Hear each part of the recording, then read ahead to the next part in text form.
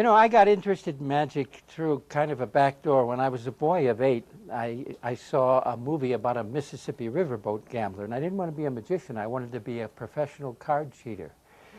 It was a great movie, and he had a Derringer hat and a frock coat and a brocade vest, and it looked so romantic, and I said, that's what I want to be, a professional card cheater. And I went out and I bought a book called Expert at the Card Table. And it teaches you how to cheat at cards, how to false shuffle and bottom deal and second deal and all those wonderful things. And I spent 4 years trying to master as much as I could in the book until I came to the rude awakening there weren't too many places for a 12-year-old card cheater to work, you know, unless you want to work for bubble gum and things.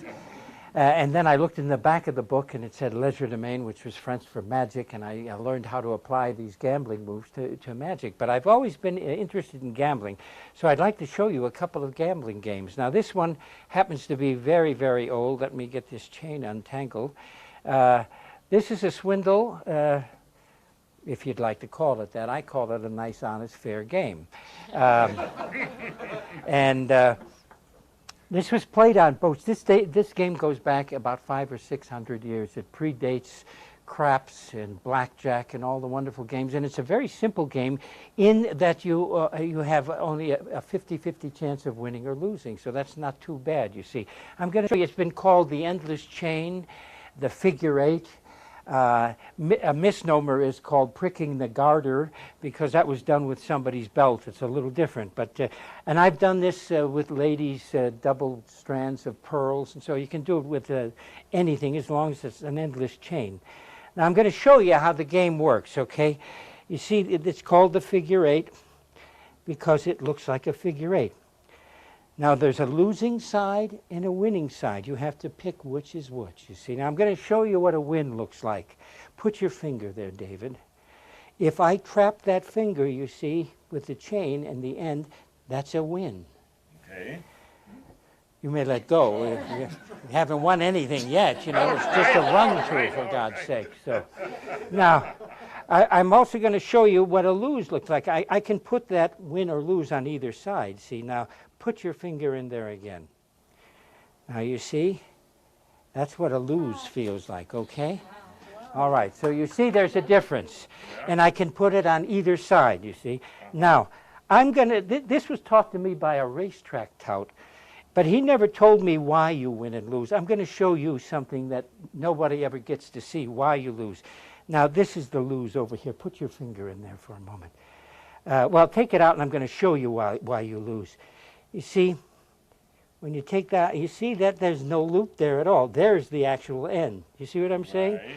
Now, so if you were to put your finger in there, and I were to pull, of course, you're going to lose. Now, who would like to play? Me. Good. What do you want to put up, David?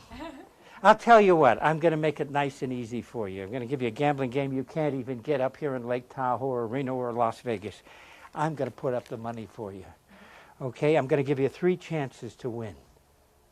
Okay. Now, okay, you ready? Yeah.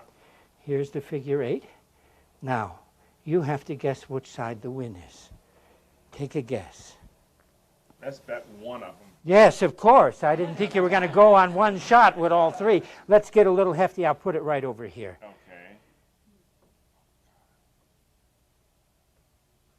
This one. It looks very good. It's looking good. It's looking good. It's, let's. Thank you, David. Okay, let's try that again. Okay, David. Here, once again. Now, Got that right. David, I'm going to give you an opportunity. Put one finger in each one of those. Okay. Okay, put one here. Now, and one what, side is winner and one what, side is loser. Yeah. Now raise raise one of your fingers. Take one out of play altogether. Put it off to the side. Which one are you going to do? He's thinking about it. That's it. Wait a minute. David, the game goes a lot faster than right, this. You know. one. That one. That one. Okay, David. Oh, David, I'm sorry. Oh, all right. Thank you, David. I'll tell you what, I'll put that back down. David, Yes. this is your last opportunity. Yes. And I'm going to tell you something about the game, okay? You see, there are some people who think it doesn't really matter which one you put in, it's which one of the chains you pull. And they could be right. You never know. So I'll tell you what. We'll have someone else pull the chain after you decide which one to, which figure eight you're going to put the that one. Would you do the pulling? Which chain would you like her to pull? This one or this one? Pull this one. Okay. This one on the end. Slow. Oh, I think he's got it. Slow. Oh, David. Nope. David.